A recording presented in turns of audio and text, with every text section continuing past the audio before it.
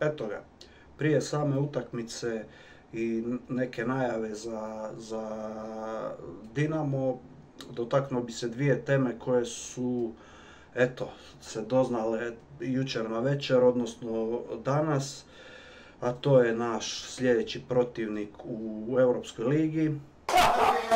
Smo pogodili! Eto, naši prijatelji iz Grčke, s kojima smo se prijatelji naravno pod navodnicima, od kojih smo već ispadali, isto u play-offu Europske lige, međutim onda još nije bilo konferencijske lige, to nam je bila biti ili ne biti utakmica za jesen u Europi, što ovaj put nije slučaj, tako da pritiska po meni ne bi trebalo biti, favoriti nismo, nemamo tu šta izgubiti.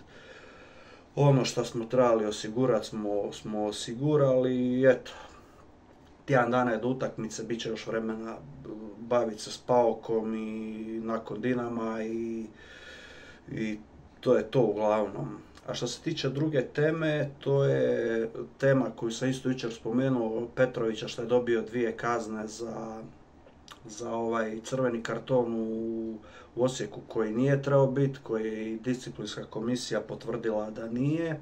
Radelja, slušaj, koškaju se i namjerno ga je pogodio u glavu. Znači, Fran, namjera, ovo je čista namjera. Potvrđujem. I na kraju, eto, samo je dobio, pod navodnicima isto samo, jer to je bilo očekivano, na kraju jednu utakmicu suspenziju i samo će propustiti sutrašnju utakmicu sa Dinamom. Sport i glazba. I eto, nakon servisnih informacija, brzinskih, malo popričati o sutrašnjoj utakmici, to jest šta očekivati od jednih i od drugih. Kod nas je, eto, taman sam Petrovića spomenuo i to bi mogao biti problem, ali ne toliko problem sam u njemu, nego problem u tome što će se vjerojatno morati mijenjati formacija, jer znamo da imamo problema s tim šesticama, mada je on, Petrović, isto više osmica i to, ali on defanzivno najviše od naših igrača ipak pokriva i tu zamjene nemamo prave zamjene u toj nekom miksu osmice i šestice. Po meni sad, evo, mogu se vratiti na zadnju utakmicu kad nije bilo Petrovića, to smo igrali protiv Belupa. Tu je u sredini bio Dantaš, Fruk i Janković. Samo to je opet druga utakmica, tu si favorit, tu moraš, ajmo reći, napadat, pa je malo logičnije staviti takve igrače u sredinu, što mislim da ovaj put neće biti slučaj. Sad, da li će on, obranu znamo šta će biti, znači lijevo Devetak, desno Oreć, lijevi stoper Radeljić, desni Majstorović, Zlomislić na golu, ali eto, ta veza će biti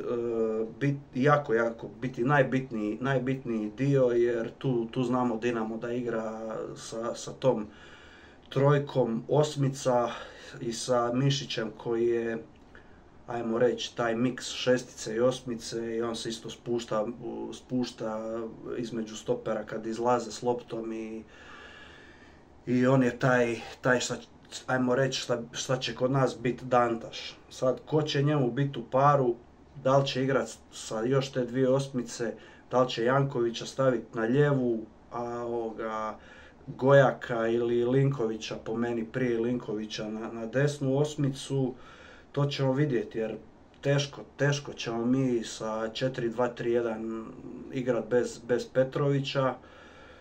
Kad su tu Dantaš i Petrović, to se može odigrati, ali bez Petrovića stavi, ne znam, Dantaša i ko bi ti bio druga šestica, ja ne znam. I Linković, mislim da se stavi Dantaš i Linković, da bi to bilo samoubojstvo njih dvoje, da budu ta dva defanzivna vezna. Šta opet onda dovodi do pitanje da li igrati s desetkom ili ne, jer ako ćeš igrati sa neke 3 osmice, gdje će ti Dantaš biti ta povučena, ajmo reći, malo osmica, moraš žrtvovati desetku, što znači da onda bi po nekoj logici Fruk trebao igrati u napadu, to jest da igramo bez bez prave špice. Sad, ako se odigra, ko što sam bio rekao prije, sa nekom, znači s dve šestice di su Dantaš i, ne znam, Buban, Gojak i Linković, ne znam ko drugi, onda može tu Fruk igrat desetku i može se igrati sa, na primjer, Jurićem u napadu, šta, eto, ako se već igra s napadačem, ja bi ipak volio da to bude Jurić prije nego Čop, jer eto, to je po meni bilo u ovoj Irskoj je bilo sasvim ok, ali eto, tu je veliki problem s Petrovićem i šta će tu na kraju odlučiti Đalović, nemam pojma. Što se tiče Dinama, Dinamo ima, znači, dvije službene utakmice i to oba dvije u prvenstvu. U oba dvije utakmice su igrali sa istom ekipom, Nevistić je na golu bio, biti Nevistić jedini igrač koji je od prošle sezone ostao u prvih 11, što je ono nevjerovatno. Valinčić desno, lijevo je bio Vinlof, McKenna i Dominguez stoperi, ta veza Mišić, ta neka šestica, dvije osmice Ljubičić, Viljar, desno je Lisca, lijevo je Vidović i u napadu je Beljo. Mislim da će to biti ekipa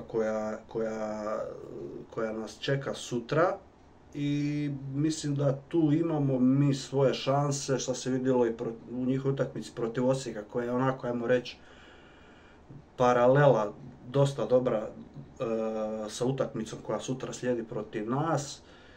I vidjeli smo tu da je od svih igrača najviše ta desna strana Dinama radila problema, gdje je bio Valić jednostavno najbolji njihov igrač tu utakmicu, gdje je stvarno izgledao dominantno. Ali eto, oni su tu imali Bukvića na lijevom beku, igrač koji nije lijevi bek, koji ne može defanzivno dobro odigrat, a ako smo nećemo mi dobri što se tiče lijevog beka je to da u biti imamo jedino u devetku beka koji jako dobro može zatvoriti u paru s Radeljićem. Mislim da bi mi mogli jako dobro zatvoriti tu njihovu desnu stranu. Što se tiče lijeve strane njihove, tu su Vinlof i Vidović.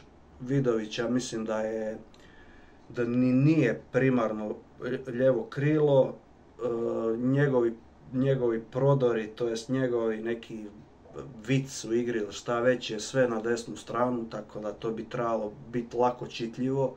Nije to neki igrač koji sad na lijevom krilu ti može raditi probleme kao na primjer šta bi mogao Hodža raditi, jer i sjetimo se onog gola koji nam je doslovno titulu izbio, on je puno komitije i kod njega ipak malo teže za shvatiti šta će napraviti. Evo, Vidović je po meni igrač koji ima jednu fintu, ajmo reći, i to bi se dalo pročitati. Onda, ne znam, tu je opet isto problem ko će krilo igrat, hoće li krilo kod nas igrat Rukavina, što mislim da bi bilo dobro. Desno opet, ko će Dokit igrati ili ne znam ko drugo, Menalo jedino može, ali Menalo mi nikad ne bi igrao u prvoj na desnom krilu, tako da vjerojatno će tu Dokita grunut.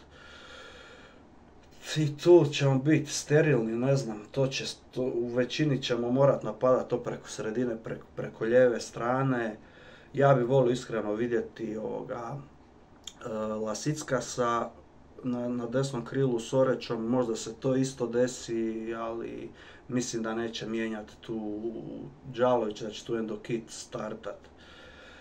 Tako da eto, najveći upitnici su ta sredina i da li ćemo skrenuti s dve šestice sa tri osmice. Eto, to je Đale na tebi da odlučiš. Ja sam uvjeren da ćemo mi sutra biti dobri šta god da se stavi, jer znamo da nama takve utakmice najviše pašu, di ne moramo probijati, ne znam, 7 igrača u obrani, di će biti prostora malo više. Nama će veći problem biti utakmice protiv, ajmo reći, na papiru slabih protivnika i tu tu je problem, ali što se tiče samog Dinama, eto, ja imam dobar feeling za sutra i mislim da možemo tu dobar rezultat na kraju izvući.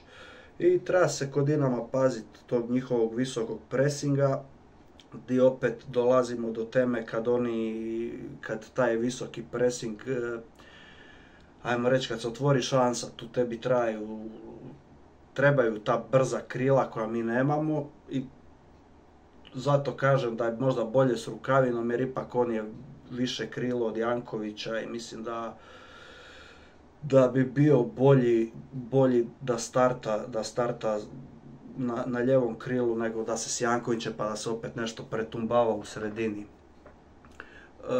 Eto i zanimljiva stvar je da igramo protiv ekipe koja se uglavnom do sad, eto, nije veliki uzorak, ali u 2 utakmice se dosta mučilo u prvim poluvremenima, dok su drugim bili puno bolji, a di smo mi totalna suprotnost, di mi prvo poluvrijeme odigramo odlično, a drugo se doslovno gasimo. I tu bi trebali do poluvremena, ako mislimo napraviti nešto, ja mislim da bi ih trebali stisnuti u prvom poluvremenu. Samo se sjetimo prošle utakmice, to je zadnje utakmice protiv Dinama na Rujevici, gdje smo ih pregazili, bili 4-0, je da su oni dobili crveni karton, ali to je prije crvenog bilo doslovno šamaranje. I tu smo ih isto bili uništili, prvo poluvreme 3-0 završilo, u drugom smo odradili do kraja, još jedan gol zabili, 4-0 pobjedili. I tu nam je, ja mislim, najbolja šansa na početku ih pritisnuti i s tim visokim presingom im ne da doslovno disat. Što se tiče samih problema Dinama, mislim da su dosta pokazali slabosti na prekidima, gdje smo mi dobri, eto, tako smo i protiv Slaven Belupa došli do vodstva u 93. iz prvog kornera na utakmici, tako da su nam korneri dobro oružje, pa i protiv Shelburna koji su poznati po tome da su dobri u prekidima, smo imali jako puno prilika nakon kornera, nakon slobodnjaka, nakon tih odbijanaca. I eto, i tu nam je velika šansa im zadati neki udarac. Druga stvar je njihov novi trener Kovačević na Rujevici do sad je 5 puta igrao, 4 puta izgubio i jednu neriješenu uspio izvući, tako da eto, nadam se da ćemo nastaviti u istom ritmu. Kao što sam rekao, od ekipe Dinama, to je 10 igrača koji će igrati u prvih 11, su sve igrači koji su došli ove sezone, jedino Nevistić će biti iz prošle. I mislim da bi trebala i atmosfera sutra gorit, to će biti još na valovima ovog prolaza protiv Shelburna, bi trebalo biti stvarno pakao, kako je rekao naš dragi Sopa, zmajevo gnjezdo i drž gaće. I suma sumarum svega je da će biti najveća borba ipak na sredini, gdje ćemo im stvarno morat parirati, gdje ne znam šta će Đalović iskombinirati. Po meni, eto ovako, laičko mišljenje je da bi na njihove 3 osmice trebalo isto staviti 3 osmice, krenut s Frukom na deveci, igrat bez klasične desetke i onda promijeniti. Ako ne ide, promijeniti,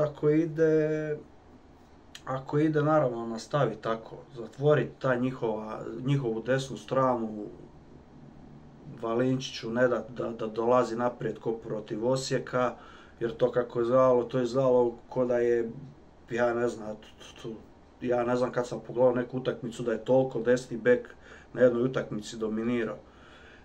Ja sam, evo, ko što sam rekao, stvarno sam uvjeren da Devetak može to jako dobro zatvoriti, jer je tu je stvarno dobar, rekao bi, možda je najbolji bek prošle sezone bio što se tiče zatvaranja tih desnih krila, desnih bekova. Radelj će tu naravno isto u top stopera lige koji igra na toj strani, tu bi trebalo na kraju to zatvoriti. S lijeve strane, eto, imaju to krilo koji stalno jedno te isto radi, ide kad primi loptu ide na desno. I eto, to je to. Krila naša kakva jesu, ali može se nešto i tu izvući. I eto, ne bi više tužio, pravio se pametan. To je nekako ovako moje navijačko stajalište i eto, nadam se stvarno sutra da će Rujevica gorit, da će oni skinut gaće poslije Tuhobića i da ćemo odraditi posao i pobijediti. Eto, ako uzemo bod nije smak svijeta, dobro je i to. Dinamo je, evo, kako vidim, favorit. Ja ne pamtim kad je toliki favorit bio na Rojevici u zadnje 2-3 godine. Možda je ono protiv Olimpije kad smo ispali, ali to je bilo malo drugačije ipak onda. I eto, ništa, sretno nama, našim dečkima sutra. Neka Rujevica izgori, šta sam siguran da hoće. I eto, idemo po 3 boda uzeti i pripremiti se za naše grčke prijatelje.